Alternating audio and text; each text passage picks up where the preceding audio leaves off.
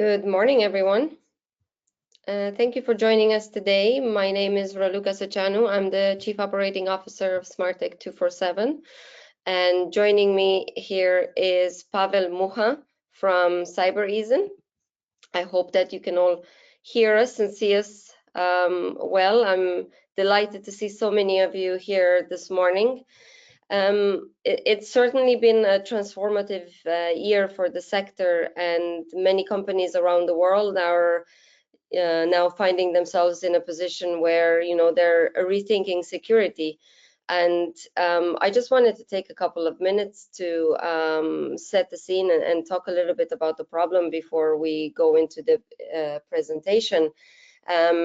The type of attacks and the seriousness of them that have taken place, even if you only look at the 12 months, have really intensified the situation. And if you look back at May this year, for example, Ireland has suffered its biggest ransomware attack ever, bringing our entire national health system on its knees.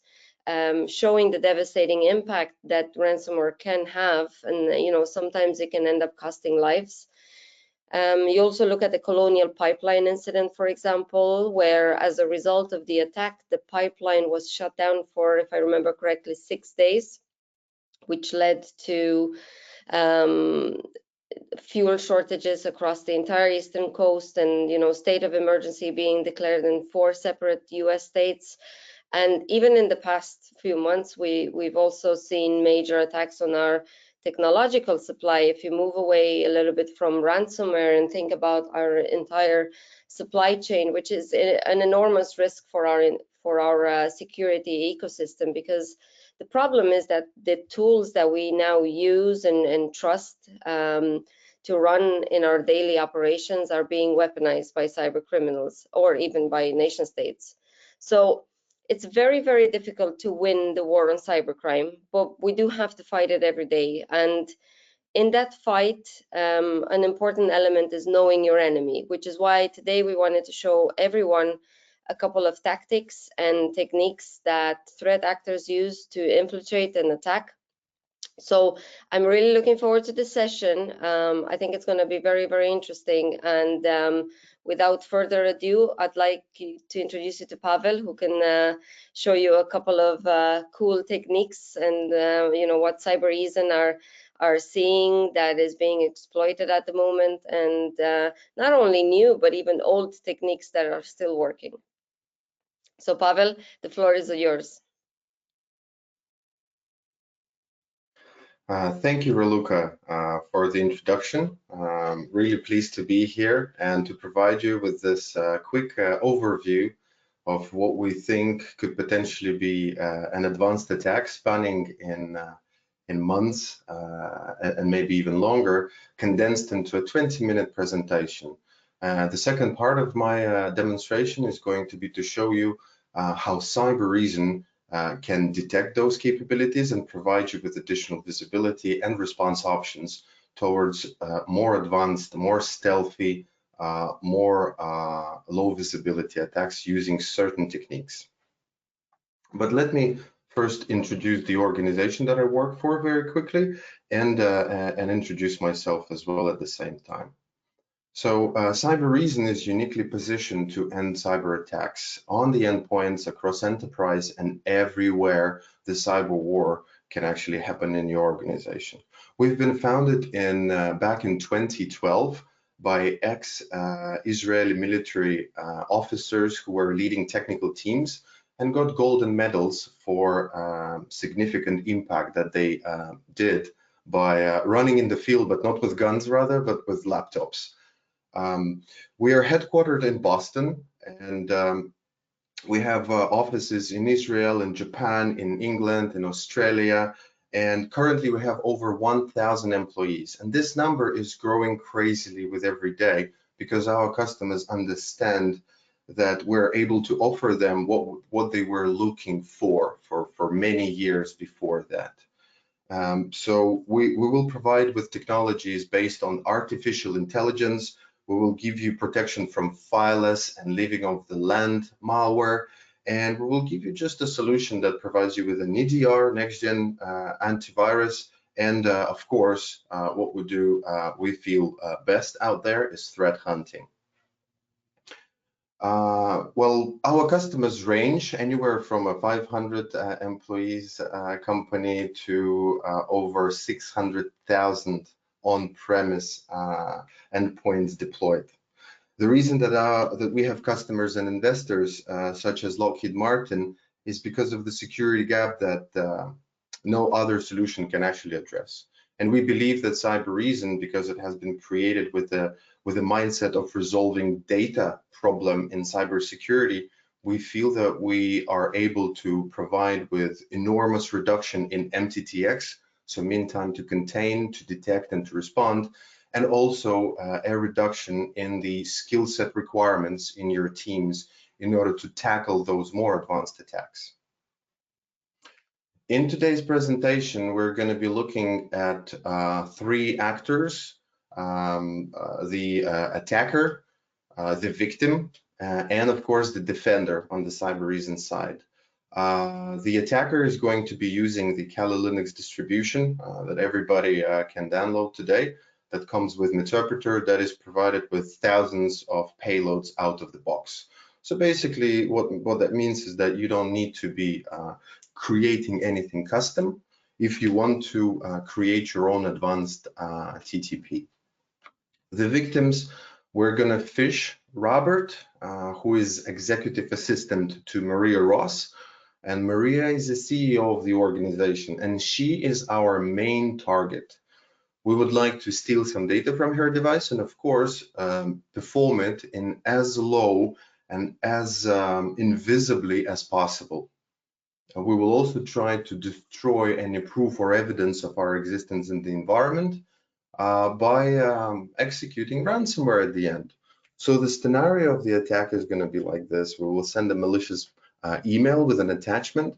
This attachment will have a macro that will perform domain generation algorithm to establish command and control, and then we'll start uploading payloads in memory only that will allow establishing the foothold on Robert's device, perform reconnaissance, preparation, and then finally dumping of hashes, escalation of privileges for the hashes, to then finally move laterally using pass the hash technique over to Maria's device.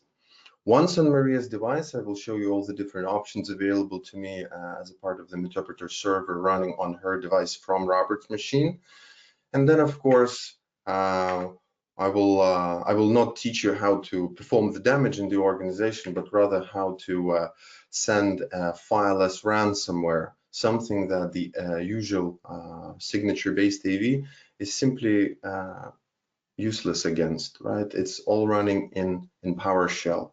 So PowerShell signature is legit. You shouldn't be preventing it. So if you are preventing it, you can cause a lot of damage in other terms. So, and of course, I will try to remove all the evidence of my existence and evaporate from the environment. After that, I will show you how it all looks like in Cybereason, or maybe even we will be switching in between to show you the real timeness of Cybereason detection and the depth and transparency of the amount of visibility that we provide with this solution. At the end of this demonstration, we will be open for a Q&A session, so you're free to ask questions or talk to us and suggest whether you want to talk a little bit further and explore more of the Cybereason and Smarttech worlds. So let's dig into the attack sim itself. So, okay, let me just turn my camera off so that you're not distracted with the video itself. I will put it over the full screen as well for us to see. And we will be working from a single device that has visibility across all managed machines. So you can see here, I have those couple of victims. Victim 1 is our Robert Edwards, who is the executive assistant. I also do have victim 2, who is Maria Ross, who is the executive, who is CEO of the organization. and she also does have Cybereason deployed there. I do have an attacker, which is a Kali Linux distribution, right, waiting there, but I'm going to be SSHing into it so that I do not switch between the screens and we actually focus on what is relevant for the demonstration and not to show the management of the estate. So let me go back into the full screen so that it's all seamless. Here on the screen, you will see that we have a Cybereason UI logged in straight away. We do see the discovery board is empty. If we look at the sensors, we see that only one sensor is available here. But for our simulated attack, we do need 2 sensors to be deployed. So at the moment, the sensor that is deployed is on Maria's device. And if we want to start managing the robber's device, the very first thing that we do is we install the Cybereason sensor. So you can either install it, I've already downloaded on the desktop, but you can always download it from the Cybereason UI. So to show you that we are supported cross-platform as well. So I'll go ahead and double click the installer. This is how easy and quick the installation is by Cybereason. We do utilize system privileges. So the deployment itself is very, very, very seamless. Once it's all done, we should now be able to see the sensor appearing in the UI. Because it's an on-premise deployment, so it's not actually a cloud deployment, it's all running on-premise, demonstrating our ability to support those PCI DSS regulated environments. So if you do need an on-prem EDR with threat intelligence based next generation AV capability, we are happy to have a conversation with you, as well as provide you with fully air-gapped solution as well, and hybrids of all sorts and forms. So if I go to the sensors tab now, I do see that there is Robert already appearing in the UI. And straight away, I'm going to launch, for example, a browser, Firefox. So let's imagine that Robert wants to browse something outside of the defender's role, right? So we're looking at the victim's role right now. And we will try to find this browser starting. So I'm going to go ahead and quickly investigate on those devices first, right? Just to show you that the contents is being collected already. We can show you the processes running there. We can show you only those processes that are running today. And hey, by the way, can you show me that there is Firefox running that I've just launched? It's as easy. I do not need to create any special syntax in order to hunt in Cybereason environment. And it is available as quickly as a few minutes after you deploy the agent on the device. So if I get results, I do have my Firefox, and you can see the start time based on the timestamp of the virtual machine, right? And the end time is unknown, which tells me that the process is still active and running. Okay, that's a very quick demonstration of what it is. Now, if I go back to the system, I can see the utilization of the platform, but I think I wanted to show you a couple of things in the UI before I proceed into actual advanced threats. So if we enable a couple of fields here, this is the metadata collected from devices as they are added into the environment, and we're able to amend those as well as an analyst. So we can see that the agent is still being installed. CPU usage is usually below 3% on workstations. So we'll give it a few minutes and it should go down very quickly. We also regulate the footprint of CPU and RAM very strictly, and we keep it under 5% at all times. If it has been over 5% for some time, we will simply restart our services. Now, again, just to demonstrate that the UI is empty right there, and I'm going to go ahead and I will establish my connection to the Kali Linux machine that I showed you before. I will log into it, and I will run the interpreter server console. So once it's done, okay, there's Metasploit opening up.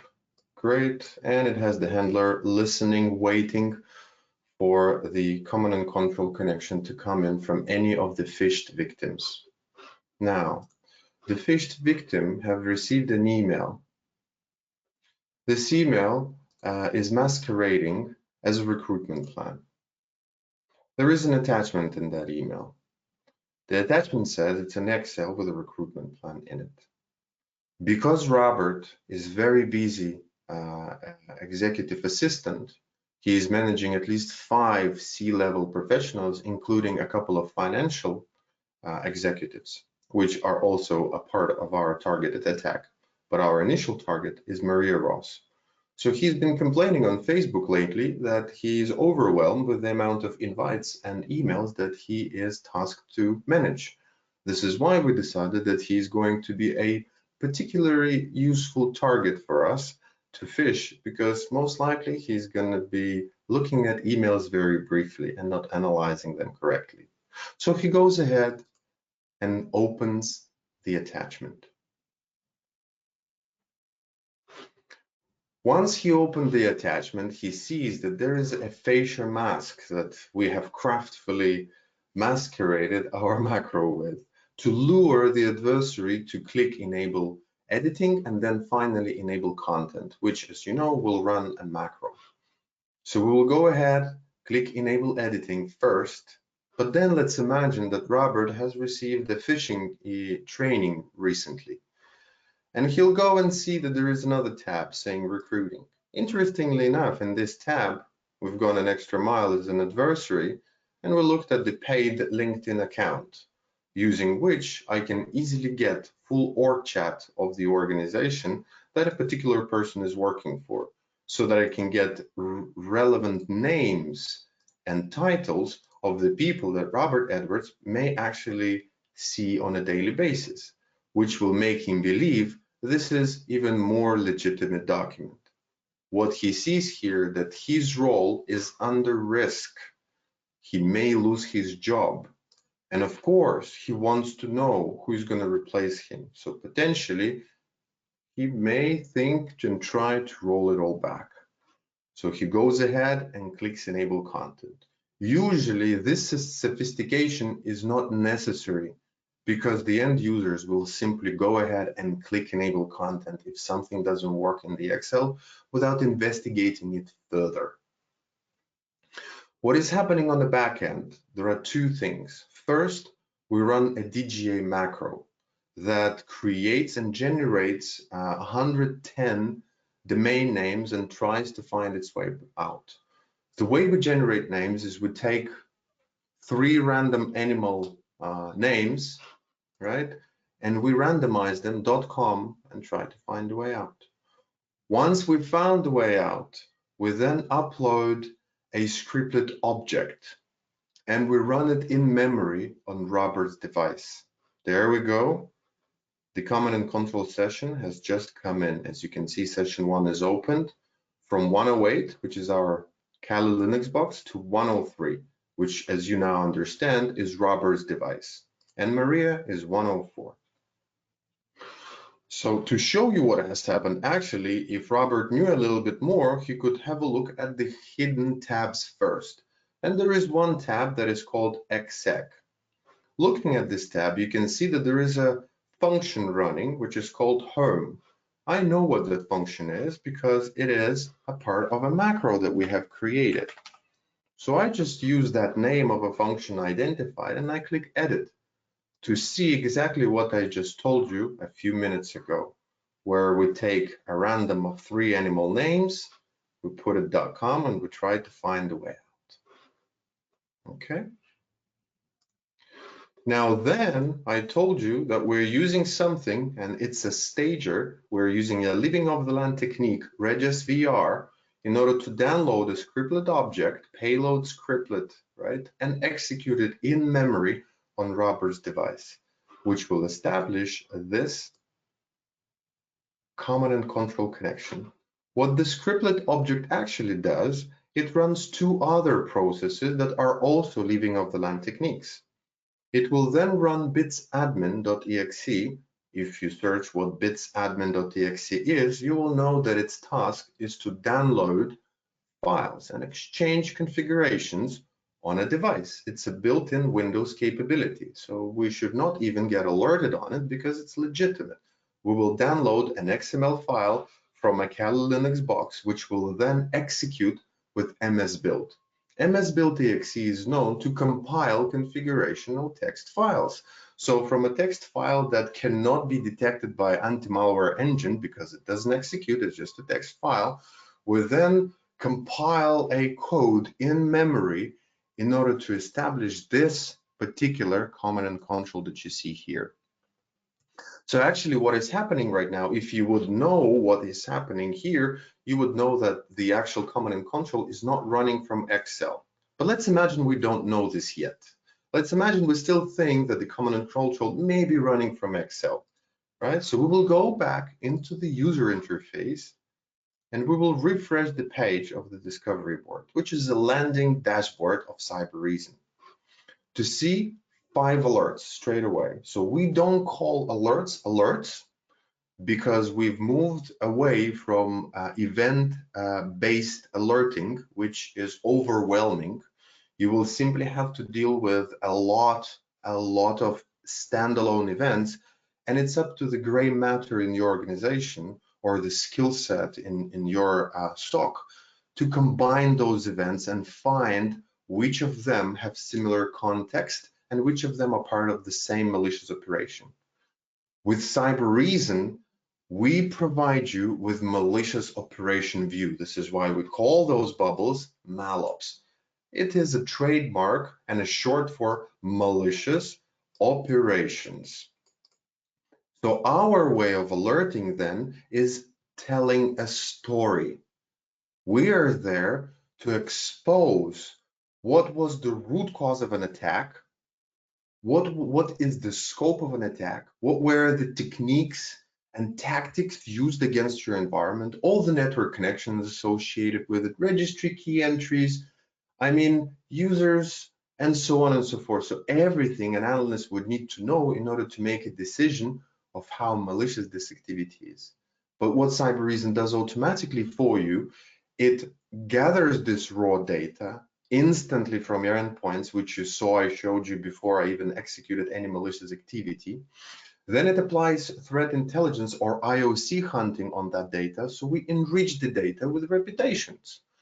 Then we dump this information into the cross-machine correlation engine, which is a #1 technical differentiator of Cybereason against any competitive technology. Our database is not relational. It is not flat file-based database. It is neural network-based. All of it runs in RAM, in memory, which means that we do not depend on storage IOPS or limited amount of events that can happen with any size of data on a disk. Storage limits the amount of data we can gather, process, analyze, and report on. So we decided that we'll need to store our database in RAM. And so with DDR4 coming out many years ago now, we shifted, and our speed of cross-correlation, this automatic relation of all elements that we're collecting together based on the graph mathematical theory, it happens at a whopping speed of 18 million queries per second. There isn't a CM that can get close to this, even 1,000 times slower.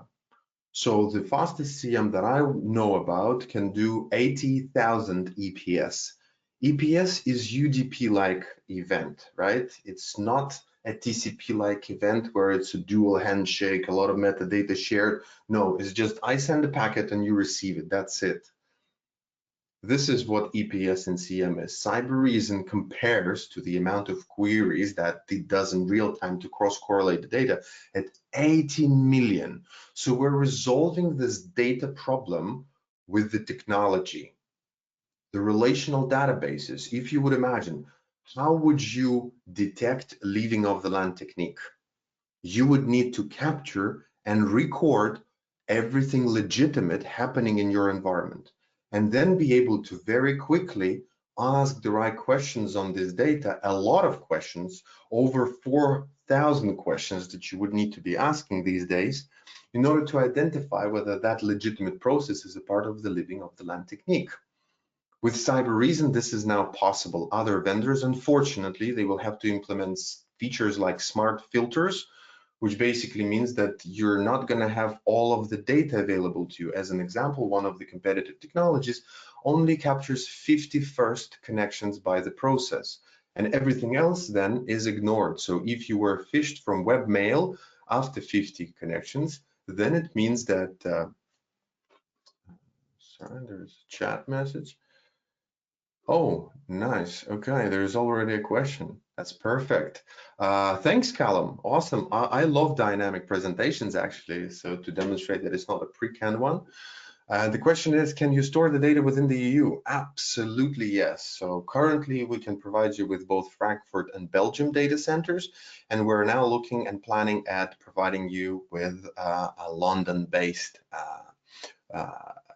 data center as well for those UK based customers as well. But the GDPR didn't change much since the Brexit, and this is why most of our even British customers are still choosing either Frankfurt or Belgium. And we do provide you with flexible options to run the environment in GCP, AWS, or Oracle Cloud Infrastructure. And we're currently looking at supporting it in Azure natively as well. Okay, thanks for the question. That's awesome. I will hide the control panel again. Okay, so the graph resolves the data problem. So we can consume any amount of data with ridiculous speed. We can analyze it, process it in any way, and spit it out. And then the way we spit it out is provided to you in MalOps. So let me show you what a MalOps is. MalOps is a second technical differentiator of Cybereason against any competition out there who are mostly event-based alerting solutions, which means that your mean time to detect and mean time to contain are hugely extended. And it means that the skill requirement is also still there. Not to mention that we all live in a cyber crunch, and we know that by today, we are missing several million cyber professionals in the world industry across the globe. And it's not specific to US or Europe, it's even actually worse in Asia, right? And both sides do experience it as well. So both the defenders in SOC at customer side and us as well. So we're struggling hiring people that are cybersecurity professionals these days. So this is why our founders decided to create a tool that will upskill your existing analyst automatically, that will give them the view to easily make a decision. And the decision that they're going to make is also guided and automated, thus reducing the amount of mistakes an end user analyst can make, so that it doesn't increase the footprint or amount of damage that is affecting your environment post breach and during the response option.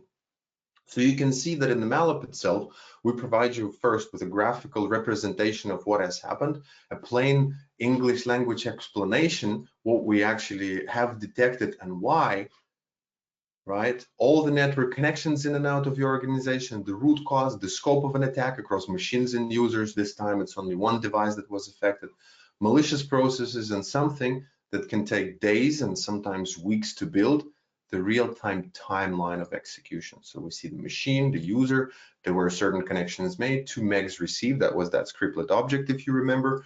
And then a minute later, we have a detection. And then 2 minutes later, we have a DGA conviction. If we scroll down a little bit, we will see the suspicions that there was an execution of a file that has been identified as suspicious, not malicious yet, but suspicious.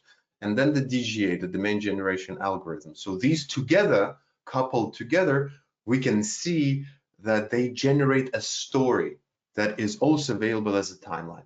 Each of these elements in the MalOps are clickable into, and you can drill down into more detail. So let me, for example, click on the malicious process itself and see why actually Cybereason decided that the Excel is malicious. So first of all, what we see here is the file property.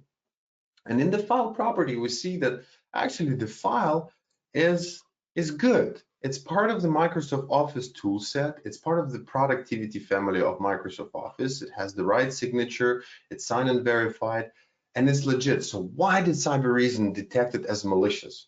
And the reason behind this is the actual context of the behavior executed by the Excel itself. It's not the actual process or the signature, but the IOB, the indicator of behavior. Not so much IOC, but IOB, and this is the core value of Cybereason, right? So the third technical differentiator of Cybereason actually is the UI itself. It's how the information is provided, right? And we will see more of that, how we hunt, how we visualize, attack trees, how we see on sequence of operation of all the grandparents and all the grandchildren and the rest. But now what we see here, that Robert, using his user, had an email client open. This email client then opened an attachment, I guess. This attachment to load required certain modules. Each of them is an investigatable element. And what also interesting, that we do see a couple of suspicious processes. One is probably running the actual document because it should be detected by threat intelligence now because it's pretty old. And the Regis VR, which is our stager that, if you remember, ran the scriptlet object in RAM, which then ran its admin, which then ran MS build. But what it all did, the Excel actually executed the DGA before running the stager. And this DGA, exactly what we were discussing before, tiger, kangaroo, hamster.com, elephant, camel, lion.com, right? This technique is used in state-funded attacks usually because it's very hard to create non-unique domains, basically, right? So you're always creating unique domains, and this is a technique that is used to establish command and control. You can also pivot into connections associated with this malloc. You can see that it was all on TCP port, the amount of data received, transmitted, what was the process, actual elements, remote addresses, basically, right? It's external connections. If we look at the machines, we will see all Robert's machine information. So basically what Cybereason does here, it provides you with pre-triaged data out of the box, fully automatically. No additional configuration was required. I just deployed a sensor. I had the right policy set up to monitor only, because if I had any preventative technologies by Cybereason enabled, I wouldn't be able to show off all of these techniques and tactics to you today, right? It would have been blocked very early just by the macro of the Excel spreadsheet itself with behavioral document protection by Cybereason. So what we see here, that this machine had 8 users already, right?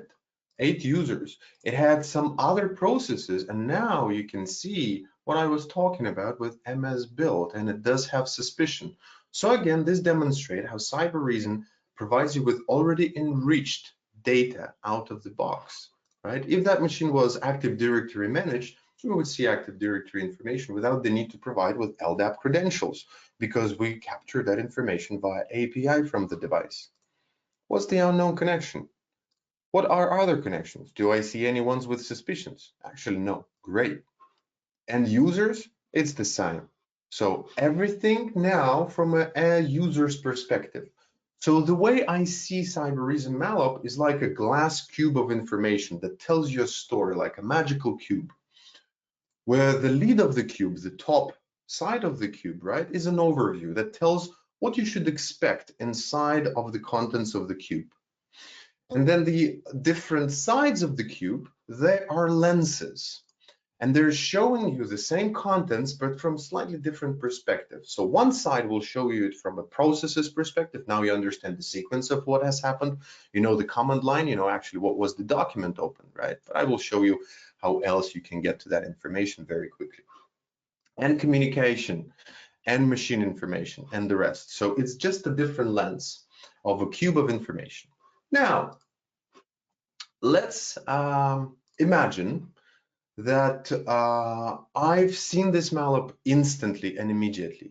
I could potentially go ahead and isolate this machine from the network, but because I'm running it all in remote desktop protocol environment, if I isolate this machine, everything is going to get disconnected. I will have to rebuild the environment. So feel free to schedule a session with one of our pre-sale specialists to run through the demonstration with full working isolation across multiple devices, if you like, or maybe even test Cybereason in your own environment if there are interesting use cases that we would love to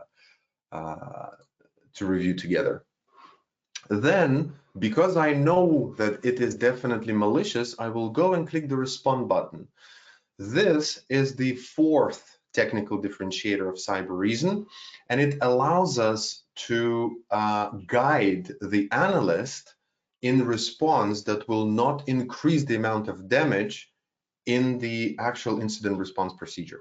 So you can see here, because Excel is signed and verified, it's a part of the operating system, quarantining this process will void the Microsoft Office installation, and you will need to lose some time to either restore it, to reimage the machine, to send it somewhere, and the person working on this device will get out of of work for half a day if he's Excel heavy employee. So what we're seeing here, neither registry setting, neither registry entries nor files are allowed to be deleted. The only thing that we can do is kill the active process. So for us to have it as live demo as possible, let me just show you this Excel being killed instantly. So the Excel is now completely gone. I can view the response history right now, and I can see who did what. So it was me, the test drive user. I successfully killed Excel process on Robert Windows 10 device.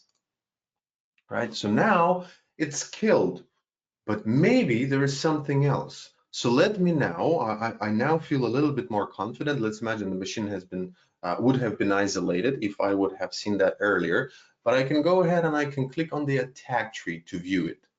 But let me go ahead and execute the rest of my attack to show you how it all looks like. So you can see that actually the command and control is running via MS build, like I told you, right? Or in the discovery board. Let me focus on executing all of those, the rest of the malicious procedures, and then let's investigate in the Cybereason UI how it all looks like. So I'm going to attach myself to session 1, and the first thing I'm going to do, I will identify who am I, right? So who is the user? And it's Robert. So first of all, I don't have enough privileges. All right. John, okay, just a second here. I have a question. Do you have to configure detection rules for our instance, or are they available out of the box? Great question, John. Thanks for that. Everything is available out of the box. All of these detections are nothing for you to configure, but we are not able to detect 100% of things. And anybody who tells you that, they're liars. Run away from them. So because we know that we will not be able to detect 100% of things out of the box, we provide you with powerful editors available to you to create your own custom detection rules in the same way you would perform hunting in Cybereason UI. It's very, very easy and graphical. Super, super easy. And you can continue building this and building that and apply different filters. Each of these elements have filters predefined. All of that is out of the box. Forget McAfee times with their McAfee active response where you had to create triggers, collectors, connectors, whatever you call them. Everything is out of the box. All of the intelligence is available to you. And you can use all of those detection rules, classifiers as your hunting queries as well, which I'm going to show you slightly later. So let me just continue with my attack. So now that I know that I'm on the user, but I know also that I'm running as MS build, I want to move away from this process. And so I will look for any processes that are known to make remote connections, because MS build should not make remote connections. And I see one Firefox. So I'm going to filter this out on the word fire. I see 2 instances, and I need to find one with relevant PID, which is 5576. All I'm going to do, I will use the interpreter migrate command 5576, and I will inject my code from MS build into the Firefox that I ran just here. Okay, brilliant. Okay, hopefully it's all done, and now I'm running my code from Firefox, which is known to make remote connections.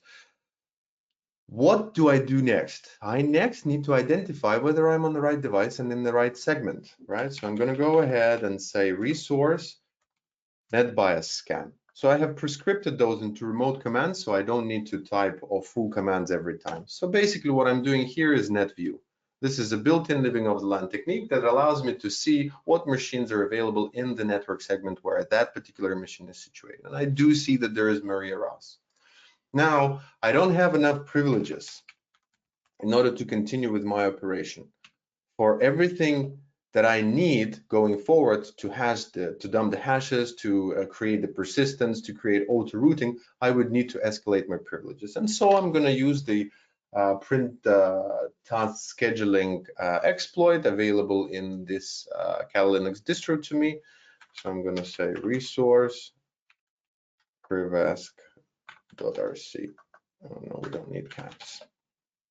Hopefully it works. As you can see, what we're using again, and this is a print job running from tasks folder. Anything running from tasks folder runs as system, and by the looks of it, I should now be running as a system. So how do I check it again? Let's get UID. I can also check the patch level of the machine by running system command sysinfo, right? So I could potentially have done it before running my exploit to identify whether it will run or not. But I know on this build, it still works. Now that I have enough privileges, I can continue with my attack. And the first thing I'm going to do, I will establish persistence. So if something happens, that I have a user. So add user RC. Again, I'm going to use the same command net, but this time net user instead of net view. You can see I'm adding net user ghost, cyber, and so on and so forth. Before I move laterally onto any other device, I will establish a VPN-like connection to Robert's machine so that all next hops from Robert's machine will look like they're talking back to Robert and not my Kali box. So I'm not exposed so quickly on the network part. So let me go ahead and run resource autoroute RC. So you can see everything in this network segment going via this net mask should look like it's coming as 103. And the last bit, because I'm already running a system, I can dump the hashes. I'm going to go ahead, resource, hash dump RC. And you can see that I'm also using the built-in capability. You can see that even our freshly added user ghost hash is already here. But what we're looking to get is administrator hash, so we can now move laterally. Now that I'm ready to move laterally, I will background the session. Yeah.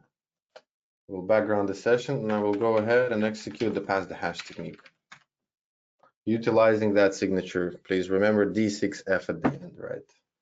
Again, D6F at the end. I'm utilizing it. I'm using same or similar stager Regis VR.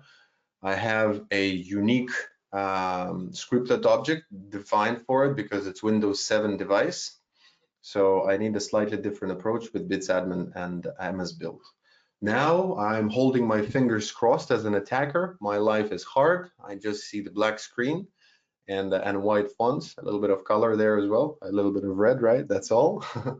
But I don't see what is happening on the back end, and I'm simply hoping and holding my fingers crossed that the payload actually will work.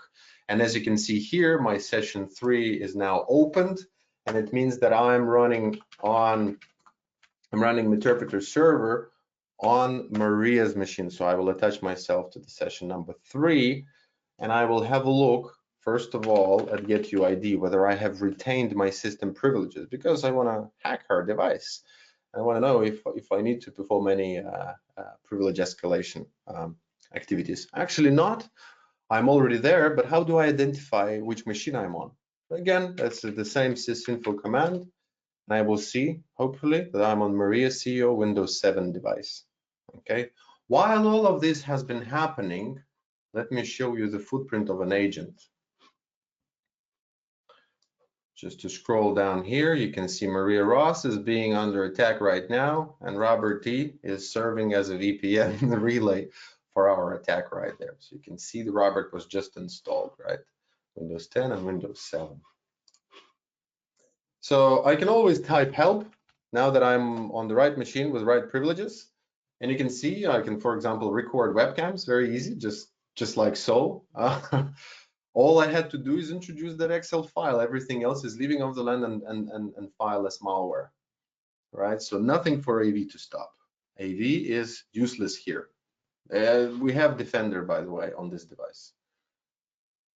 So anyways, let's imagine that we've done all the damage, and now we are going to destroy the proof of our existence on her device. Usually, less mature organizations perceive ransomware as the main root cause of a malicious operation. Well, actually, the Ponemon Institute, I think in 2016, said that actually ransomware is usually used as a distraction or to hide actual attack steps. So what I'm going to do now, I will try and do that.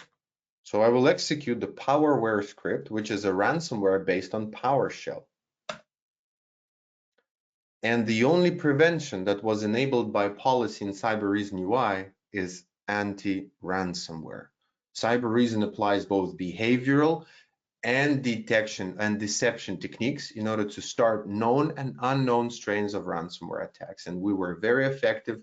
Please talk to our customers and ask for our references on protecting from new strains of ransomware. As you can see, it doesn't continue. Everything that it was able to do is just to provide with decryption instructions. Because we don't prevent it, but rather suspend, the adversary doesn't know what is happening. And he's just sitting there, again, fingers crossed and waiting for the thing to continue working.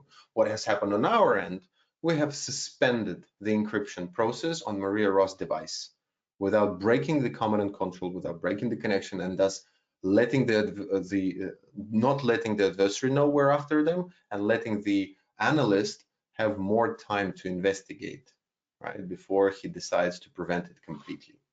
So let me go back into the discovery board straight away to show you a much bigger picture. So you can see the command and control that we have executed, which was Excel. Then you saw multiple infections by MS Build, similar technique used across 2 devices right now. So you can see how Cybereason cross-machine correlation engine sees the same technique used on multiple machines, even if the files and signatures were different, right? Like with Regis VR. Windows 10 and Windows 7 will have different version of Regis VR. Signatures are going to be different. And even the command lines were different, as you remember, because we had to adapt the fileless malware on the Windows 7 device versus Windows 10.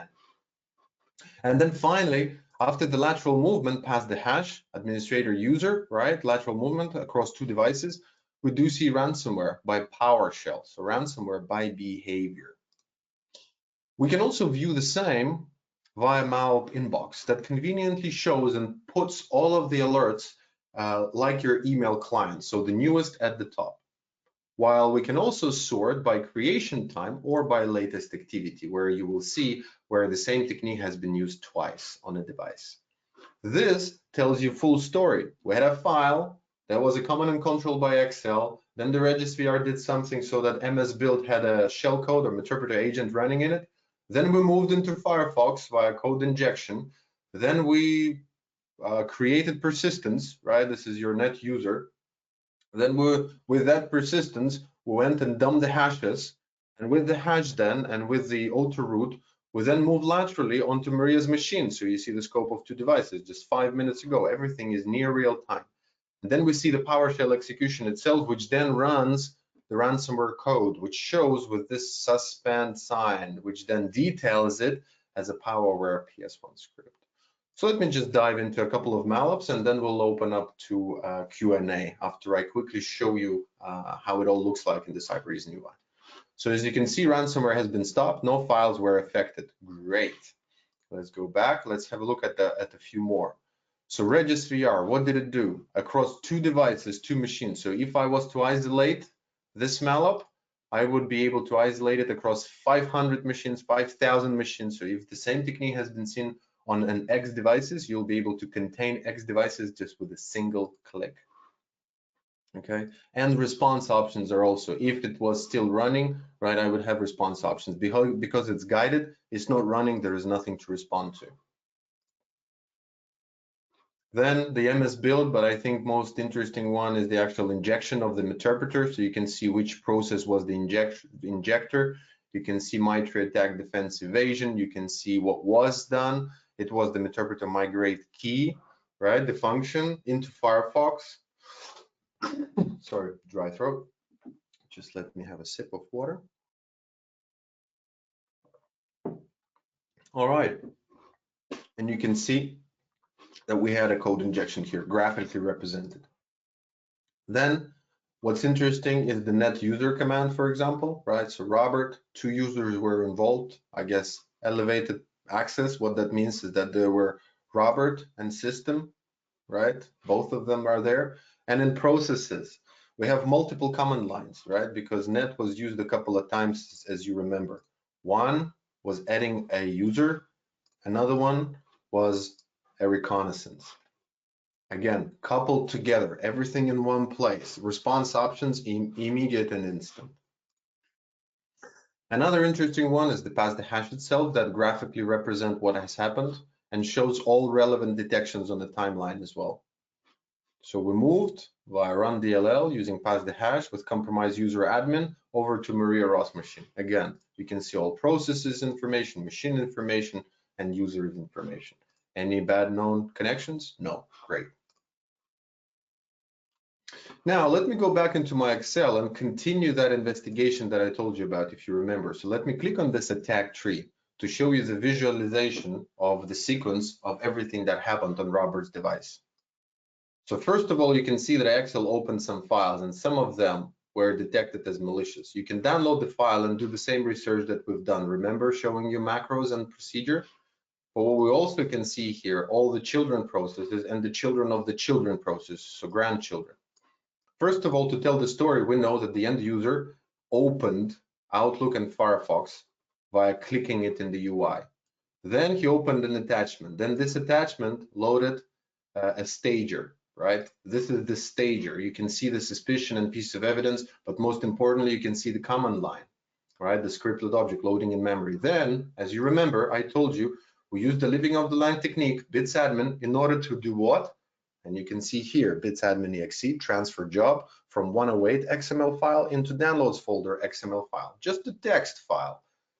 And then what we did with MS build, as you remember, again, a single process, but look at how much classification it got. Other vendors will provide you with standalone alerts and events on each of these classifiers. For us, it's a single element with multiple classification, each of which can be used as a search query. So loaded PowerShell module, I will just click it with the third mouse button, and it'll open a new window with a query and results straight away. And that's the only one with loaded PowerShell module element in our environment.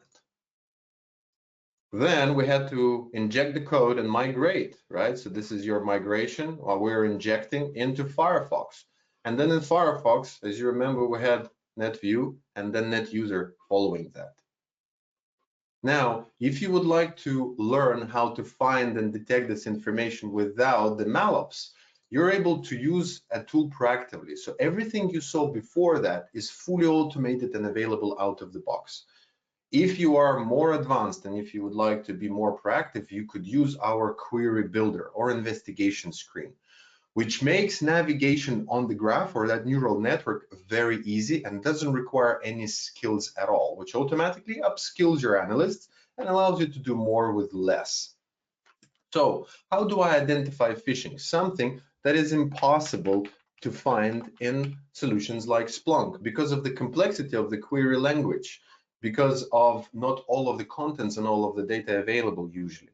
So an email client runs a child process, and this child process has a product type filter. All of these filters are available out of the box as well. So for this to become phishing, usually it potentially is a PDF document, a link to a browser, or a Microsoft Office document, like in our case. I can already view the results and I will most likely see my Excel, right? But I want to build it further. What makes it a phishing? A phishing is when the attachment loads something else. And usually this something else has a product type filter. So as you can see, I now know the filter name. I will go it here. And I say shell, but in our case, it wasn't shell, as you remember, but we'll try to find all of them. It was a non-specific OS process, right? It was the Regis VR, that stager that we used, right? And I can now get results. This is what is impossible to do in Splunk. You cannot simply do that in Splunk query language. Not sure you can do that in Custo query as well with Microsoft ATP Defender. It's not to bash them, I'm just saying what is the problem in cybersecurity is the cross-correlation of data and visualization and making it simple for the analyst to use. Now, if I wanted to identify the command and control, I could potentially continue building this query and say, show me connections and remote addresses from that process. Very easy. I get to my IP address that I want to block list, that's it. The IP address is block listed, I'm going to get alerted on any time it's seen. Now, if the Cybereason environment provided as an XDR capability, so extended detection and response, this block list may actually automate the command line to send BL command onto your perimeter firewall, which basically removes the potential connection to this IP address on the endpoint forever. All right, and you can pivot into any part of this query at any time. Anytime, any part of the query, and you can then detail each of the processes. So even if the process is not malicious, you can see that Cybereason generates a timeline for it. Yeah, it provides you with more information about file properties. You can download any element. So we do not store files, we never collect files or GDPR relevant contents, but we allow an analyst to make a decision to download it onto his device. So this is how we as Cybereason are GDPR compliant as a data processor only. I know we're running out of time, and I will probably now open for questions. So we've got 3 more minutes left. I hope this was, by the way, useful, and we will welcome any future conversations. If you want to dive deeper, if you want to research our automated prevention capability, because this attack simulation is only focusing on detection part of our tool, and to show off the ease of use, the power of the graph, the level of details that you can get, and so on and so forth. So, and let me just exit this one. Any questions, ladies and gentlemen on the call? I think it's a great opportunity to do it. I will wait for questions to appear in the chat, and in the meantime, I will just quickly summarize what Cybereason and Smarttech can do for your business going forward. So now that you know, Cybereason Defense Platform delivers unified prevention, detection, and response that extends from the endpoint to everywhere. We are based on 3 E's: endpoint, enterprise, everywhere. Our platform is designed to provide defenders with maximum flexibility. So it is simple and provided by simple and rapid deployment options. Okay, as we discussed in the beginning. And it also provides you with widest coverage possible. So we support all possible operating systems and the widest coverage of legacy versions on the market, like Windows XP, Windows 2003, Linux old versions, Mac old versions. We also provide you with Android and iOS visibility and prevention. As the result, Cybereason provides organizations with the visibility to outthink, so an analyst can instantly understand the entire malicious operation, or a MalOps, from root cause to every affected endpoint. B is the speed to outspace, so defenders can adapt and move faster than attackers to eliminate emerging threats in minutes instead of days. And the C, it provides with the precision to end attacks. So by leveraging automated remediations to eradicate adversaries and dramatically reduce the need for manual analyst intervention. If there are no more questions,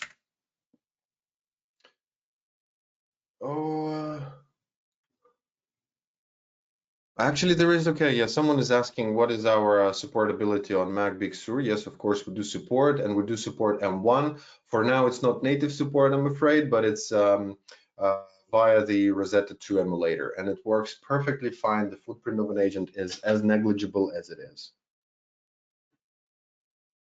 Another one comes from Helena. It's in relation to containerization and virtualization support. So I think we are running out of time, but yes, we do support containers, Docker, and Containerd is on the roadmap. So please reach out to us and talk to us if you need more information about the virtualization support there.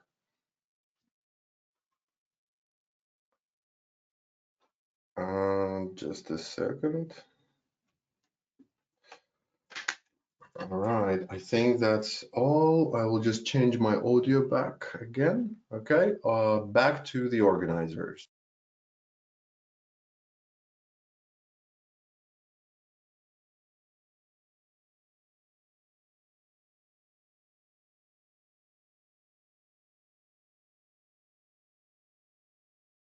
It looks like it's the end, so we don't have any questions.